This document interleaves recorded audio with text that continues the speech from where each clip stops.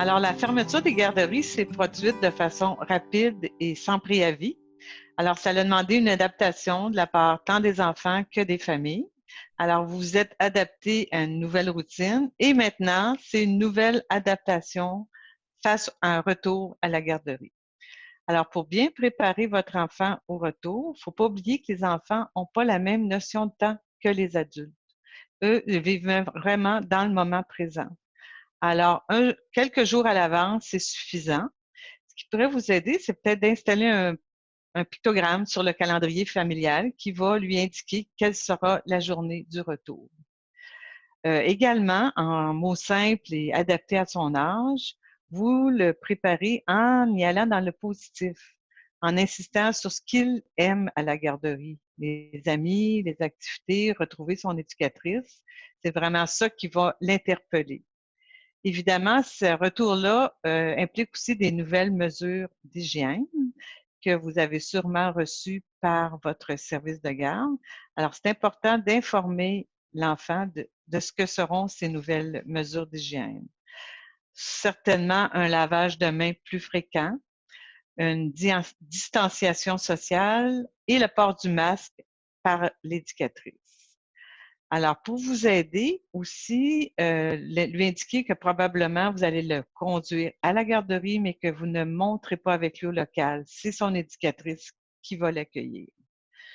Alors, un autre élément qui pourrait vous aider, c'est reprendre quelques jours avant le retour une routine, la même que vous aviez lorsqu'il allait à la garderie, soit en termes d'heures de coucher et d'horaires de repas.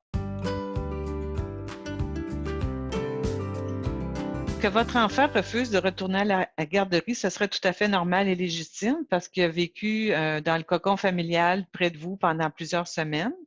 Alors, ce qui pourrait aider, ça serait repenser à ce que vous avez fait lors de la première intégration, réutiliser les mêmes moyens, peut-être apporter un objet de transition qui pourrait le rassurer, genre ou des photos, ou un toutou, ou des choses comme ça. Peut-être faire des journées plus courtes, si c'est possible pour vous, pour favoriser un retour. Et tout ça en faisant équipe avec l'éducatrice de votre enfant. Votre enfant est unique, vos besoins sont uniques, il n'y a pas de recette, il n'y a pas de réponse universelle, vous n'avez pas à vous comparer aux autres familles non plus. Alors, c'est à vous de voir selon vos possibilités, les besoins de votre enfant et encore là, discuter avec l'éducatrice de ce qui est le meilleur pour votre enfant. La situation qu'on vit est exceptionnelle. Alors, c'est sûr que c'est normal que vous soyez inquiet sur les conséquences de ces changements-là chez votre enfant. Mais on pense que ces nouvelles mesures de sécurité sont là pour le bien-être de tout le monde. Alors, il ne faut pas oublier que votre enfant est doué d'une capacité d'adaptation étonnante. Alors, il faut lui faire confiance. Et on sait aussi que les services de garde, la fréquentation des services de garde est là pour favoriser le bien-être et le développement de votre enfant, tant au plan social, affectif, cognitif, moteur et du langage également.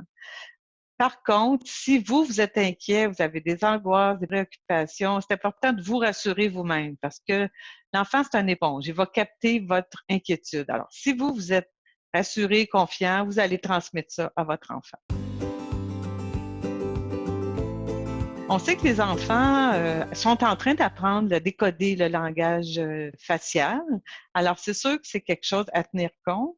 Ça peut vous inquiéter. Alors, ce qu'on vous propose, c'est de jouer avec un masque, lui présenter un masque, le laisser jouer avec, puis y en mettre un à son toutou, et vous-même, vous pratiquez mettre un masque et lui demander qu'il voit, est-ce que tu penses que maman est triste, maman est fâchée?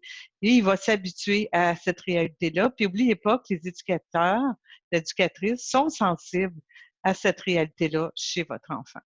Alors, en conclusion, n'oubliez pas que votre enfant a des capacités d'adaptation. Les éducateurs sont sensibilisés à cette réalité-là. Alors, vous demeurez à l'écoute, vous observez les réactions de votre enfant et vous vous ajustez au fur et à mesure. N'oubliez pas que Première Ressource est là pour répondre à vos questions par courriel, téléphone ou clapage. Merci.